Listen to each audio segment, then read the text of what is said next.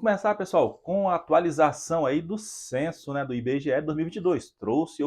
O censo trouxe hoje outras informações aí referente ao nosso Brasilzão. Vamos atualizar aqui algumas dessas informações. Poder 360, percentual de pessoas em situação de pobreza cai para 31,6% em 2022. 2022 foi o último ano do governo Bolsonaro, né? Parabéns aí ao Bolsonaro, parabéns à sua equipe econômica, que juntos fizeram uma excelente gestão, em especial da nossa economia, onde enfrentou vários intempéries, enfrentou uma pandemia, enfrentou também a deflagração do conflito armado no leste europeu, onde causaram vários reflexos no mundo todo, tanto a etapa da pandemia quanto a etapa do conflito armado no leste europeu. Mas o Brasil, com muita sabedoria e muitas bênçãos do nosso Deus Pai Todo-Poderoso, conseguiu minimizar os efeitos nefastos aqui em solo pátrio. Mas graças à resistência, persistência e sabedoria do presidente Bolsonaro e também do Paulo Guedes à frente do nosso Ministério da Economia. Parabéns a essa dupla dinâmica aí. Muito obrigado, sempre, eternamente obrigado ao Bolsonaro e ao ministro Paulo Guedes da Economia do seu governo. Então vamos dar uma olhadinha nesta matéria aqui, ver como é que realmente se posicionaram esses dados aí, pessoal. O percentual de pessoas em situação de pobreza caiu de 36,7% em 2021 para 31,6% em 2022, enquanto a proporção de pessoas em extrema pobreza caiu de 9% para 5,9% no mesmo período. Os dados estão na pesquisa Síntese de Indicadores Sociais 2023, uma análise das condições de vida da população brasileira. Divulgada nesta quarta-feira, 6 de dezembro de 2023, pelo IBGE, Instituto Brasileiro de Geografia e Estatística.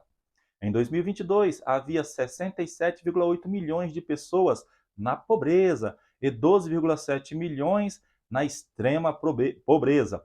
Frente a 2021, esses contingentes recuaram 10,2 milhões e 6,5 milhões de pessoas, respectivamente. Então aí já desmonta, já joga por terra aquela narrativa, aquele estelionato eleitoral que o Lula usava na época da campanha, falando que no Brasil nós tínhamos ali mais de 30 milhões de brasileiros em situação de fome no país. Ora, tamanha injustiça que ele fez, ali tamanho jogo baixo que ele usou para realmente atacar ali as políticas públicas do governo Bolsonaro, tentando lhe furtar apoio eleitoral. Isso a gente batia na tecla o tempo inteiro, mostrava, mas só pior cego é aquele que enxerga e não quer ver. Os dados estavam aí e continuam estando aí à amostra para qualquer um. Então, chegou agora essa conclusão para que não reste mais nenhum tipo de dúvida que realmente o Lula usou de estelionato eleitoral para ludibriar a sociedade brasileira. Nunca tivemos aí, nesses últimos anos, mais de 30 milhões de brasileiros passando fome aqui no país. Hoje nós contamos com 6,5 milhões de pessoas na situação de extrema pobreza. Isso não quer dizer também que todo esse contingente, todo esse universo esteja passando fome, tá, pessoal? Tem necessidade? Tem. Mas para chegar ao ponto de realmente não ter nada o que comer, eu continuo firme nessa direção, que não é esse universo todo aí de 6,5 milhões, bem distante dos 30 milhões que o desgoverno Nine mentiu para a sociedade brasileira ao longo da campanha presidencial do ano passado. De 2021 a 2022, a extrema pobreza e a pobreza recuaram em todas as regiões, em especial no norte, menos 5,9 ponto percentual e menos 7,2 ponto percentual, respectivamente. E no Nordeste, menos 5,8 ponto percentual e menos 6,2 ponto percentual. Houve essa redução aí nessas regiões. Que bacana, graças a Deus, e graças também a um governo sério do presidente Bolsonaro, que enfrentou essas questões aí de frente, com verdade, fazendo distribuição de rendas, né, não deixando a peteca cair e nem entregando o nosso povo brasileiro à própria sorte. Em 2022, entre as pessoas com até 14 anos, 49,1% eram pobres e 10% extremamente pobres. Na população com 60 anos ou mais, 14,8% eram pobres e 2,3% extremamente pobres. Entre as pessoas de cor ou raça preta ou parda, 40% eram pobres em 2022, um patamar 2 vezes superior à taxa da população branca, 21%. Então, essas são as questões ainda que envolvem cor da pele, que tem que ser enfrentada cada vez mais para nós minimizarmos esta diferença aqui no nosso Brasil, tá, pessoal?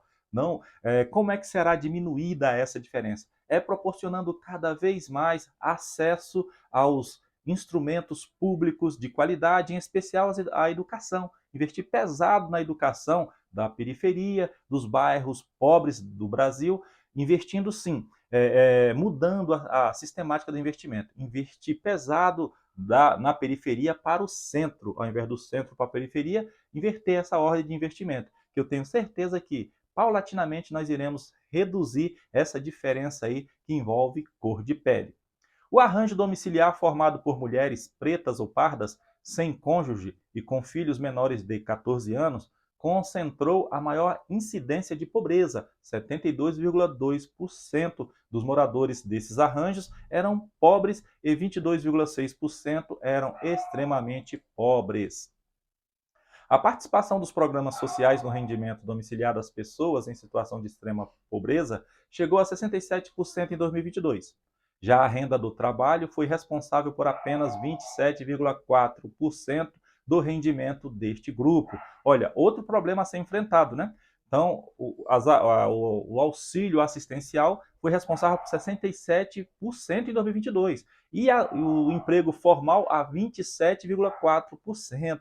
Então temos que mais uma vez aí trabalhar para que haja a inversão aí nesses índices, que nós tenhamos realmente um número bem maior de pessoas com ocupações formais do que aquelas que dependem da ajuda assistencial do Estado. É aquela velha máxima, não dá o peixe, dá a vara e ensinar a pescar, porque aí a pessoa caminha com as suas próprias pernas, ganha a sua total independência financeira e social. É isso aí, pessoal. Vamos fazer um trabalho justo, honesto, correto, verdadeiro e leal à sociedade, que a gente consegue reverter esse quadro social que encontramos atualmente. Está melhorando paulatinamente. O governo Bolsonaro entregou com os indicativos sociais com melhoras. Vamos ver se o desgoverno vai conseguir, ao menos, manter esses índices que o presidente Bolsonaro conseguiu levar à sociedade brasileira. Esperemos em Deus que consiga sim, porque não podemos torcer para o insucesso dessa gestão, porque senão nós vamos estar torcendo para a desgraça do povo brasileiro. Quase 11 milhões de jovens não estudavam e nem trabalhavam em 2022. Olha, pessoal, é um número alarmante, tá?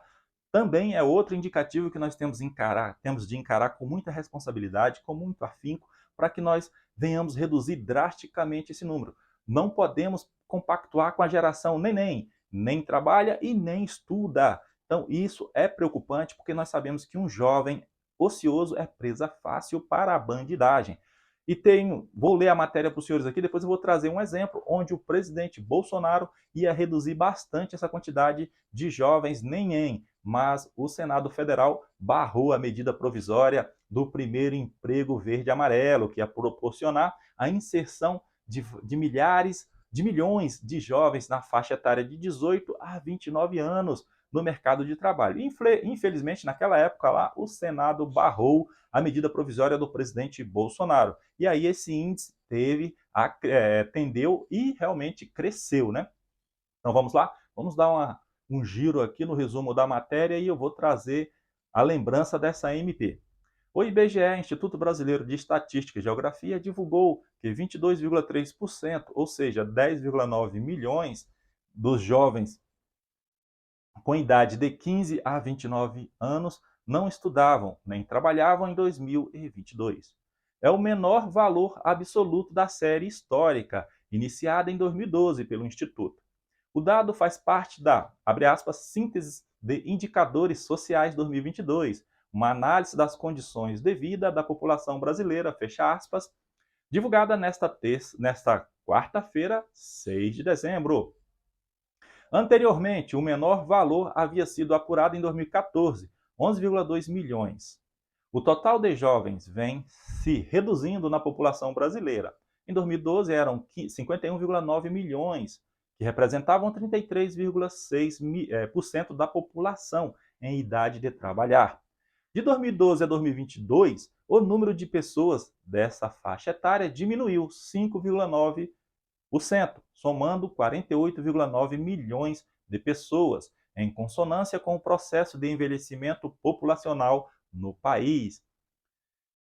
Considerando exclusivamente esses 2 anos, o total de jovens que não estudavam e nem estavam ocupados caiu de 11,3 milhões em 2012 para 10,9 milhões em 2022, queda de 3,6%. Olha aí, pessoal, mesmo o projeto do presidente Bolsonaro sendo sabotado pelo Senado da República, e com as duras penas, o governo Bolsonaro conseguiu reduzir o numeral de jovens que nem trabalham e nem estudam de 15 a 29 anos em 3,6 pontos percentuais. A diminuição do contingente de jovens que não estudam e que não estão ocupados foi inferior à do total de jovens e, por isso, a taxa de grupo nessa condição não foi a menor da série, embora tenha sido o menor em valor absoluto em 2022. As menores taxas foram verificadas em 2012, 21,8%, e 2013, 22%, sendo a de 2022, 22,3%, a terceira menor da série iniciada em 2012. O que mais importa para a gente aqui é que, em números absolutos, houve uma redução de 3,6 pontos percentuais, beleza? É isso aí. Vamos que vai dar tudo certo. O importante é administrar com seriedade, que o lucro e o resultado vem sim, sem sombra de dúvidas. Tá aqui agora a matéria que eu fui resgatar no dia que o Senado ele rejeitou, né, a conversão da medida provisória do presidente Bolsonaro em lei, que trazia ali o contrato, o primeiro emprego, contrato verde e amarelo para os jovens de 18 a 29 anos. Essa matéria foi publicada dia 15 de abril de 2020. Olha aí, 15 de abril de 2020. Olha o tamanho do avanço que teríamos conseguido se essa medida provisória tivesse sido convertida em lei. Infelizmente, um ponto negativo para o Senado da República, que infelizmente sabotou a juventude brasileira. Então vamos lá, senadores veem falta de consenso para votar MP do contrato verde e amarelo e acabaram, pessoal, rejeitando a matéria, infelizmente. Eu lembro que na época eu transmiti aqui no nosso canal aquele dia fatídico desta derrubada da medida provisória, deixaram caducar lá, né, rejeitaram a medida provisória do governo Bolsonaro. Entre outros pontos, a medida provisória cria incentivos para o primeiro emprego, com a redução de encargos trabalhistas e previdenciários. Somente considera acidente de trabalho no percurso casa-emprego se ocorrer no transporte do empregador e coloca acordos coletivos acima de jurisprudência e súmulas do Tribunal Superior do Trabalho, TST. Essa medida provisória foi editada para estimular a contratação de jovens em seu primeiro emprego. Olha aí. O texto também modifica vários itens da legislação trabalhista. A MP incentiva o empregador a contratar pessoas entre 18 e 29 anos de idade, com rendimento limitado a 1,5 salário mínimo por mês, equivalente naquela época lá a R$ 1.500, né, pessoal? Para isso, reduz a alíquota de contribuição para o Fundo de Garantia do Tempo de Serviço, FGTS, de 8% para 2%. Reduz a multa do FGTS em caso de demissão de 40% para 20% e isenta o pagamento da contribuição previdenciária patronal, do salário educação e da contribuição social para as entidades do Sistema S. E naquela época, pessoal, a Câmara Federal, a Câmara dos Deputados aprovou, tá? A matéria foi aprovada na Câmara e seguiu para o Senado, onde nós esperávamos ansiosamente que fosse aprovada. Mas pelo fato de ter mexido ali com regras trabalhistas, alguns senadores que à época faziam oposição, senadores do PT, PSOL, PCdoB e assim vai, Rede, aí conseguiram se movimentar, se mobilizar e derrubar a medida provisória lá no Senado Federal. Mas, na verdade, o que eles não queriam é que o presidente Bolsonaro fizesse ali uma grande ação em prol da juventude brasileira, onde iria incluir milhões e milhões desses jovens no mercado de trabalho, proporcionando a eles o seu primeiro emprego, né? Então, isso mostra que a maioria dos políticos não estão preocupados com o bem da sociedade. Eles estão preocupados, sempre preocupados com seus interesses pessoais e interesses partidários. É isso aí.